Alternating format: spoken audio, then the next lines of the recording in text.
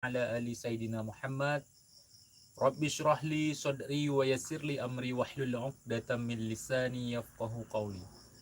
Sahabat TIJ dimanapun kalian berada, semoga kita semua selalu dalam lindungan Allah Subhanahu wa Ta'ala.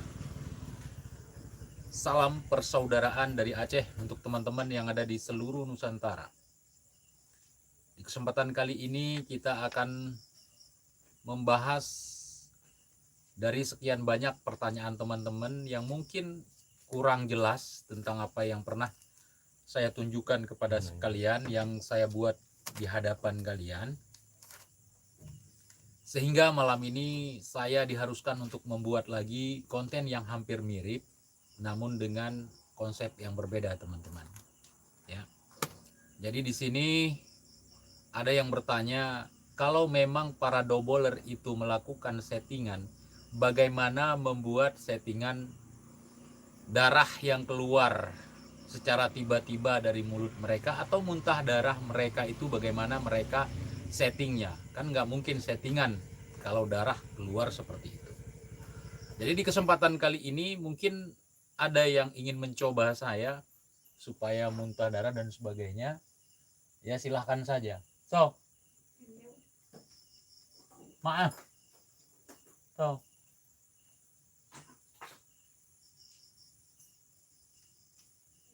sebentar teman-teman ya, ada tamu saya.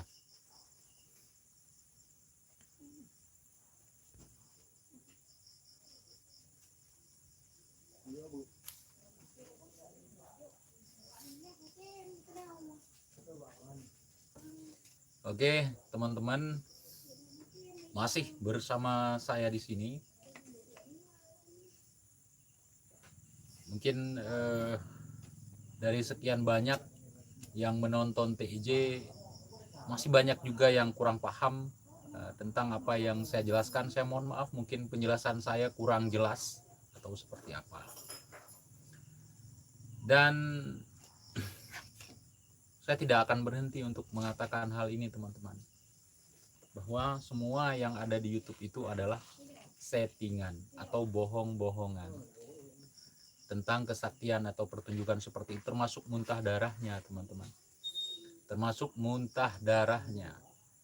Itu gampang sekali dibuat, yaitu dengan cara menyiapkan barang seperti ini. Ya. Cara membuat muntah darahnya dengan barang seperti ini.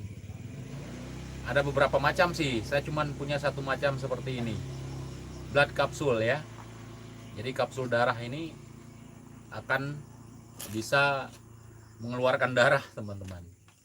Bisa dipahami ya. Jadi seperti ini. Darah itu bisa keluar dengan kapsul darah ini. Nah, harganya sangat murah sekali, ada di online shop. Bisa cek di online shop ya. Untuk mungkin kalian mau buat apa segala macam. Itu muntah darahnya double, bukan beneran. Kapsul ini tinggal dikunyah. Misalnya gini, tiba-tiba TJ kena santet online ya.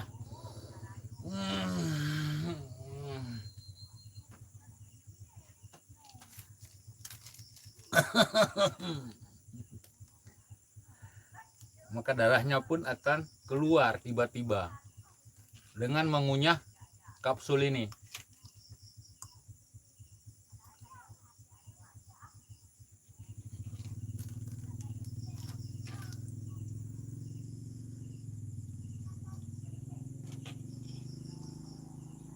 Jadi pada saat action mereka mengunyah, teman-teman ya.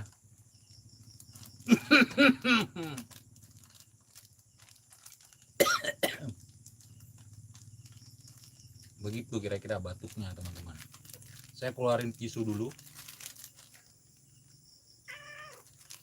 supaya muntah darah. Mona.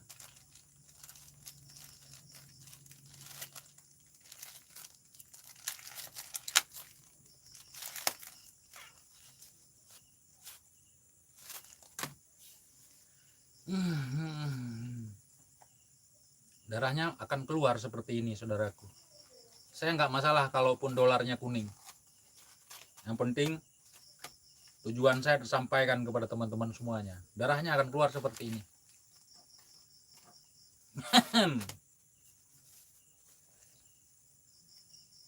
Seperti ini. Cuman nggak saya nggak saya buat melember di sini, takut kena rambut atau kena baju kotor di sini teman-teman ya. Kira-kira darahnya seperti ini keluarnya, muntah darahnya teman-teman. Saya cuman kunyah satu karena sisanya cuma satu setelah saya buat video beberapa waktu yang lalu ya. Ini kodamnya, ini yang bikin para doboler muntah darah.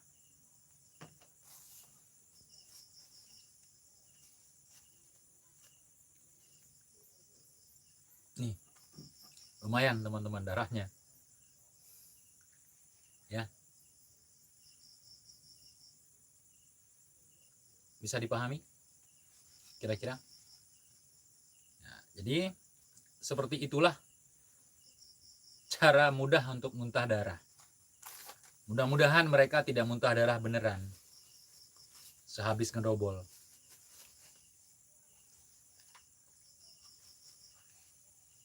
Rasanya agak manis-manis gitu teman-teman ya, tidak pahit ya. Seperti ini darah yang keluar dari benda ini.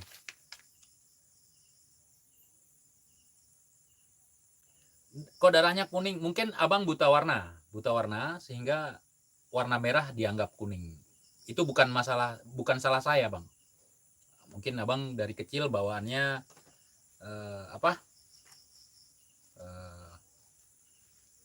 buta warna sehingga warna merah pun dibilang kuning. Padahal ini hijau teman-teman. Ini blood capsule ya, kapsul darah. Inilah peralatan atau ya bagian daripada peralatan untuk syuting, untuk buat adegan-adegan seperti itu. Nah, itu dimasukkan dulu ke mulut, nanti saat diserang akan keluar. Dan bisa juga dibuat dengan cara yang lain. Kalau saya mau ngedobol, tinggal saya beli kelinci atau saya ambil kelinci, kelincinya saya sembelih, darahnya saya ambil biar maksimal ya. Kemudian saya buat kantung khusus, ketika ditekan atau itu bisa meledak darahnya. Dan itu lebih maksimal kalau untuk melakukan kegiatan dobol. Jadi seperti itu teman-teman, mudah sekali sebenarnya kalau untuk ngedobol. Yang susah itu untuk jujur teman-teman, untuk jujur, untuk melakukan segala sesuatu. Bang TIJ, KUB settingan atau real settingan? Kalau untuk grebek dukun, nyerang dukun, settingan. Karena saya kemarin sudah mengatakan bahwa siapapun yang melakukan penggerbekan dukun di YouTube itu semua settingan tanpa terkecuali. Mau teman saya, mau keponakan saya, mau guru saya, kalau buat seperti itu ya settingan, memang settingan. Dan saya mempertanggungjawabkan omongan saya ini.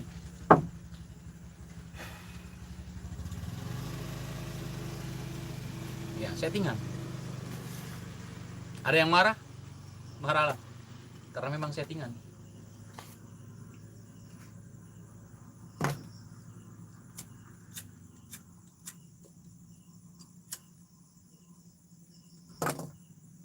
Kalau ada yang mengatakan saya anak dukun, grebek bapak saya dong.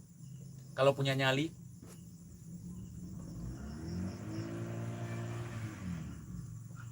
Ini orang ngapain sih lagi ngebacot bang? Sudah gaharu cendana pula, sudah tahu bertanya juga, itu namanya dobol bang. Kalau sudah tahu bertanya, itu namanya dobol.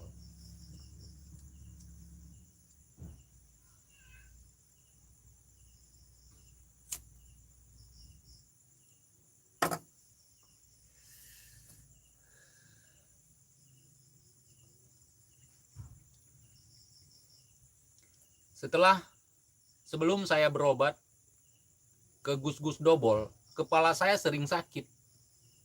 Setelah saya berobat kepada gus dobol, kepala saya hilang teman-teman. Begitulah kira-kira iklan yang cocok buat mereka.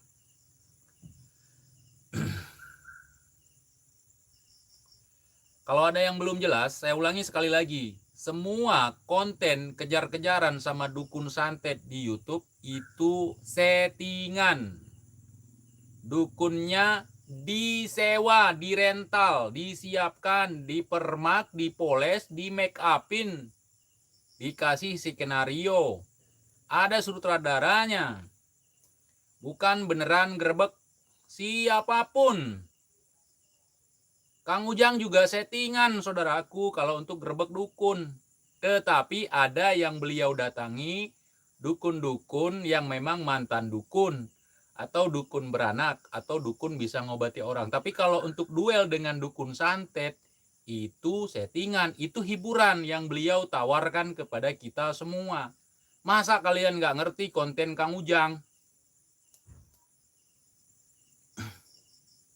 Kang Ujang itu teman saya, sahabat saya. Ya. Dan di sini saya bukan untuk mempermalukan beliau, malah membantu beliau karena beliau terlanjur membuat konten seperti itu. Itu settingan.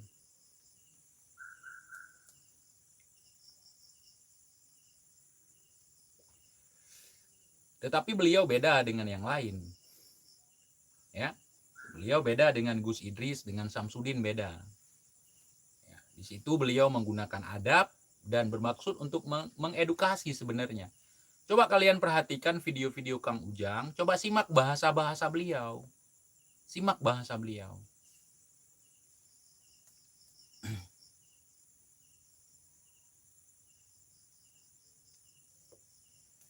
Mana ada dukun yang memang mau dipromosikan, yang mau ditunjukkan di kamera untuk diserang segala macam.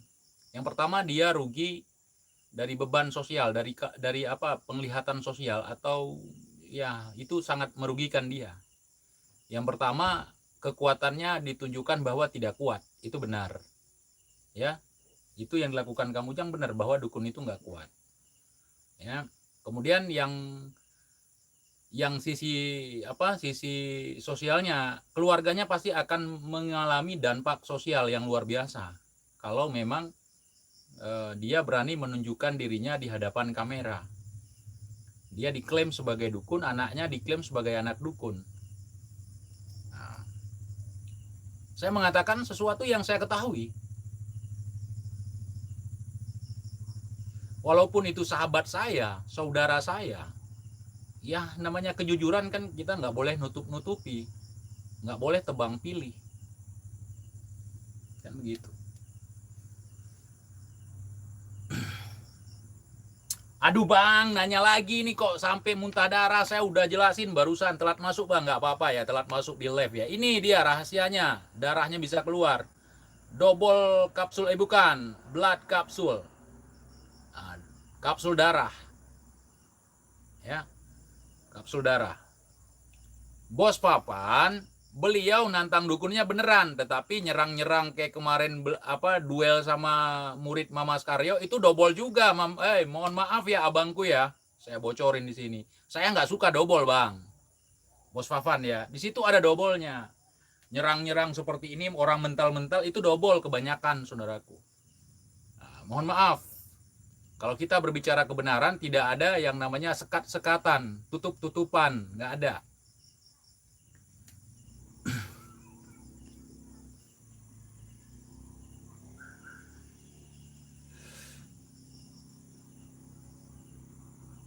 TIJ mau kopi Pontianak nggak? Saya kirimin.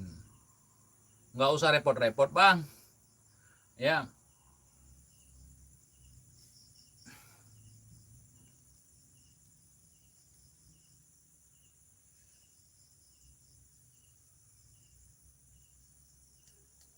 Coba grebek dukun Bali Gus Dobol, mana berani. Jadi teman-temanku, saudaraku, di sini saya ingin mengajak kalian semua untuk melihat kebenaran. Bukan melihat siapa yang melakukan kebohongan. Kalau kita selalu melihat, dia nggak mungkin bohong, dia nggak mungkin bohong. Karena siapapun bisa berbohong, apalagi untuk uang. Ya, cuman standar kebohongan yang dia lakukan seperti apa? Apakah maksud yang tersirat di situ? Jangan hanya yang tersurat. Misalnya ada seorang ustadz misalnya, dia mencoba memparodikan, menyerang dukun santet. Tujuannya apa? Tujuannya mungkin buat masyarakat biar nggak takut dukun santet. Tetapi ingin mempromosikan kanuragannya, kesaktiannya, itu udah melenceng teman-teman dari ilmu hikmah itu sendiri.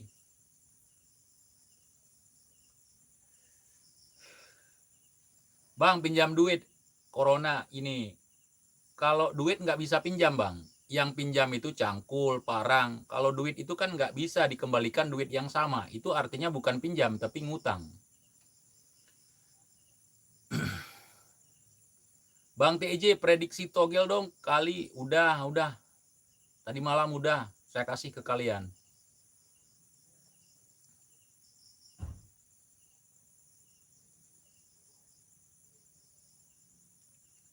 Channel siapapun yang bisa santet online, saya sudah persilahkan, suruh santet saya. Saya tidak tiap malam nge-live. Siang pun saya nge-live. Coba santet saya kalau memang punya kemampuan santet yang luar biasa. KUB lawan 69 dukun. Settingan atau real? Settingan bang. Ya, settingan.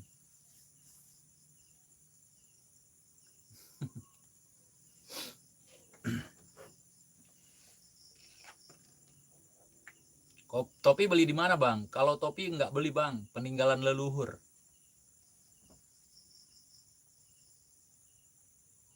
Kapten Doubler siapa? Kapten Doubler Mamas Karyo. Kok Bos Fafan settingan bang? Iya, ada yang settingannya, ada yang benerannya. Kalau Bos Fafan nantang-nantang dukun santet, ada beliau depan rumah, iya beneran. Tapi kalau nyerang terbang orang, itu masih dobolan teman-teman. Istilahnya janganlah kita mencampur aduk yang namanya dobol dengan yang namanya benar. Kemudian saya sebagai sahabat mereka, sebagai teman mereka, saya sayang kepada mereka, ya saya mengingatkan dengan cara seperti ini. Ya, kalau mereka marah berarti apa yang saya katakan benar. Kalau mereka memutuskan silaturahmi karena saya berbicara tentang kebenaran, ya saya mau gimana lagi teman-teman. Tetapi di sini saya ingin mengatakan yang sebenarnya. Ente orang yang merasa paling benar, tapi cuman berani di konten. Kalau yang ada yang berani di luar konten, coba serang saya. Ya, saya udah berulang kali ngomong seperti itu. Kalau ada misalnya yang merasa diri pemberani, yang nggak cuman berani di konten, yang nggak cuman koar-koar, buktikan sama saya. Apalagi jaminan saya, saudaraku. Yang kalian mau pun saya ikuti. Ya, kalau ada yang berani, saya ulangi, kalau ada memang yang berani, benar-benar sakti, udah mainkan sama saya. Yang namanya teman tetap teman, yang namanya saudara tetap saudara. Ketika kebenaran kita bongkar, kita bicarakan, kita tidak akan memilah dan memilih siapapun. Jadi seperti itu. Kalau kita masih memilih dan memilah untuk kebenaran, berarti kita belum bisa maksimal dalam berbicara kebenaran. Dalam berbicara kebenaran siapapun yang melakukan settingan di sini, ya kita bilang settingan, bukan berarti kita membenci mereka, supaya mereka bisa mengendalikan diri, supaya tidak ada kesombongan dalam settingan.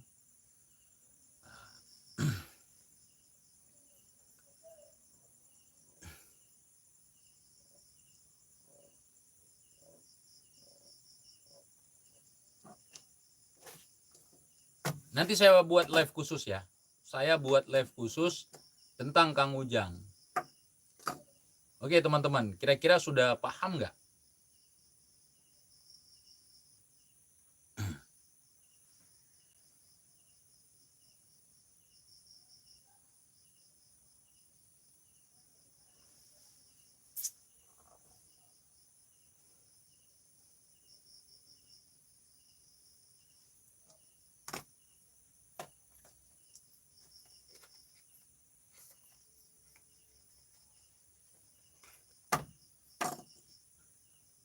Ya sudah teman-teman ya, saya pamit dulu, saya live lagi. Saya akan jelaskan tentang konten Kang Ujang, kalau banyak teman-teman yang bertanya. Assalamualaikum warahmatullahi wabarakatuh.